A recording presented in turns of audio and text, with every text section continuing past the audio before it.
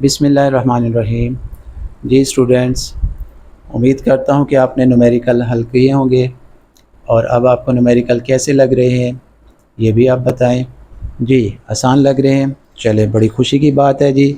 तो इस सब का जो सहरा है वो आपके सर ही जाता है, क्यों कि आप लोग ही इसको हल कर रहे हैं और जितनी दिलचस्पी से आप हल करेंगे उतना ही ये न्यूमेरिकल आपको आसान लगेंगे और आपके बोर्ड्स के अंदर जो नंबर हैं वो आसानी से आ जाएंगे। तो अब आज हम जो है एक नया न्यूमेरिकल लेकर आए हैं। ये भी हमारा फर्स्ट चैप्टर का 7th न्यूमेरिकल है जी, 10th क्लास का।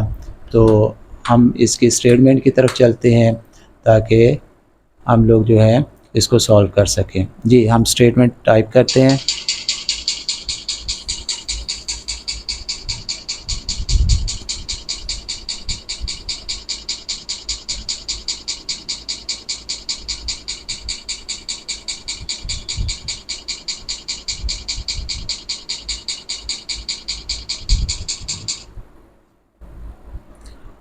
जी स्टेटमेंट हमने टाइप कर ली है। अब देखते हैं कि हमने इसमें क्या कुछ फाइंड करना है।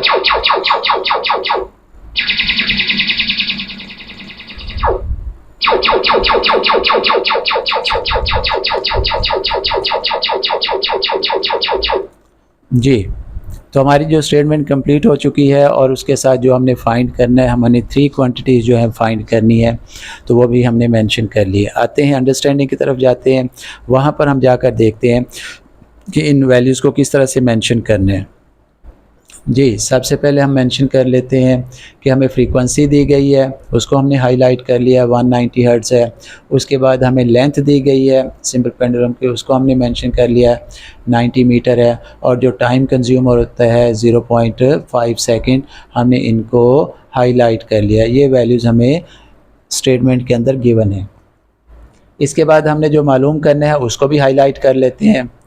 तो हमने सबसे पहले जो है वो पीरियड ऑफ द वेव यानी टाइम पीरियड मालूम करना है, और उसके बाद हमने जो है स्पीड भी मालूम करनी है, और उसके बाद हमने वेवलेंथ भी मालूम करनी है। तो इस न्यूमेरिकल के अंदर भी आप देखें हमने 3 वैल्यूज़ जो हैं वो मालूम करनी है, 3 डिफरेंट क्वांटिटीज़।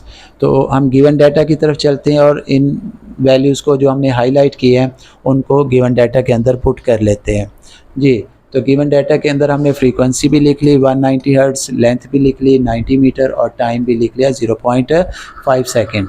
जी जो चीज़ हमने मालूम करनी है उनको भी 1 बाय 1 करके हम लिख लेंगे। टाइम पीरियड मालूम करना है, उसके बाद हमने उसकी वेलोसिटी यानी स्पीड मालूम करनी है, और उसके बाद हमने वेवलेंथ भी मालूम करनी है। तो चलते हैं हम फार्मूलों की तरफ, जहाँ पे हम ये देखेंगे कि इन क्वांटिटीज़ को कैसे हम मालूम कर सकते हैं। तो 1 बाय 1 करके हम फार्मूले यहाँ पर लिखते हैं। जी सबसे पहले टाइम पीरियड का फार्मूला आ गया, T = 1/f। आपने पिछले न्यूमेरिकल्स में भी ये प्रैक्टिस किया होगा। उसके बाद हमारे पास आ जाती है जनाब स्पीड मालूम करने के लिए, वेलोसिटी मालूम करने के लिए ये फार्मूला आ जाएगा D/T। और उसके बाद वेवलेंथ मालूम करने के लिए हमारे पास ये इक्वेशन होती है V = f लैम्डा। तो इन तीनों फार्मूलों को 1 बाय 1 करके हम अप्लाई करेंगे और वो जो तीनों क्वांटिटीज़ हमने मालूम करनी है वो मालूम कर लेंगे। तो आइए सबसे पहले हम टाइम पीरियड मालूम करते हैं। तो टाइम पीरियड का फार्मूला लिख लिया हमने, T = 1/f। तो जी हमें फ्रीक्वेंसी जो है क्या दी हुई थी, सोचिए ज़रा, गिवन डाटा में देखें, नज़र डालें। आप साथ के साथ हल कर रहे होंगे ना न्यूमेरिकल। तो जी गिवन डाटा में क्या फ्रीक्वेंसी की वैल्यू गिवन है 90 हर्ट्ज़। तो हम यहाँ पर फ्रीक्वेंसी की जगह 90 पुट कर लेंगे, तो हमारे पास इस तरह की स्टेटमेंट आ जाएगी T = 1/90। तो अब क्या करेंगे, कैलकुलेटर लेकर हम इनको क्या कर लेंगे, डिवाइड कर लेंगे। जी आप भी करके देखें, 1 को 90 पे डिवाइड करें तो हमारे पास क्या आंसर आ जाता है 0.0053। और उसके साथ हम क्या करेंगे जी सेकंड भी लिखेंगे, क्योंकि हमने टाइम पीरियड मालूम किया है तो टाइम की जो यूनिट होती है वो सेकंड होती है। तो ये हमारा जो फर्स्ट पार्ट था इस न्यूमेरिकल का वो हमने सॉल्व कर लिया, ठीक हो गया। हम इसको राउंड कर लें अगर, तो हम इसको क्या लिख सकते हैं 0.01 सेकंड भी लिख सकते हैं। ओके जी। सेकंड जो हमने मालूम करना था इस न्यूमेरिकल में वो है वेव की स्पीड मालूम करनी है। तो उसके लिए फार्मूला हमारे पास क्या आ जाता है, V = D/T। जी इसमें जो वैल्यूज़ हमें गिवन थी, हम जाएंगे गिवन डाटा में, वहाँ से अपनी वैल्यूज़ को यहाँ पर लेकर आएंगे। तो गिवन डाटा में हमें डी भी दिया गया था, डिस्टेंस, और टाइम भी दिया गया था। ये दोनों वैल्यूज़ हम क्या करेंगे, इस फार्मूले में पुट कर देंगे। डी की जगह 90 और टाइम की जगह 0.5। कैलकुलेटर आपके पास होगा, डिवाइड करें, हमारे पास आंसर कितना आ जाएगा, 180 आ जाएगा। जी आंसर ठीक लिखा हुआ है जी, सोच के देखें सोच के बताएं जी, बताइएगा जी। इसके साथ हमें, क्योंकि हमने स्पीड मालूम की है तो वेलोसिटी मालूम की है, तो उसकी यूनिट क्या होती है, मीटर पर सेकंड। तो हम 180 के साथ मीटर पर सेकंड लिखेंगे तो हमारा आंसर करेक्ट हो जाएगा, सही हो जाएगा। ये हमने सेकंड स्टेप हल कर लिया। अब हम थर्ड की तरफ जाते हैं, जहाँ पे हमने क्या करनी है, वेव की लेंथ मालूम करनी है, लैम्डा मालूम करना है। तो हमने फार्मूला लिख लिया। फार्मूले में देखें कौन कौन सी वैल्यूज़ पुट करनी है।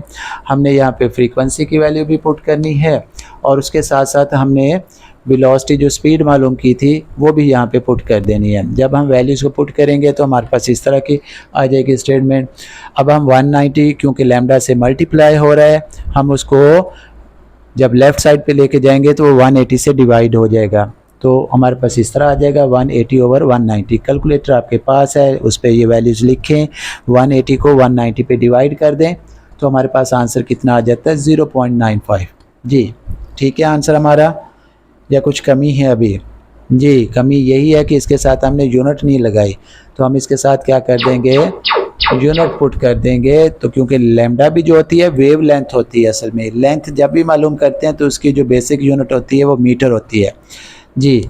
लेंथ की बेस यूनिट जो होती है वो क्या होती है जी, मीटर होती है। तो लिहाजा हमने यहाँ वेव की लेंथ मालूम की है, तो लिहाजा आंसर में 0.95 के साथ हम मीटर पुट कर लेंगे।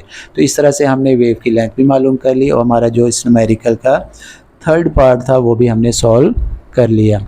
जी स्टूडेंट्स, तो उम्मीद कर रहा हूँ कि आपने भी साथ के साथ न्यूमेरिकल्स को सॉल्व कर लिया होगा। तो मिलेंगे इंशाल्लाह नेक्स्ट वीडियो में नेक्स्ट न्यूमेरिकल के साथ। अल्लाह हाफिज़।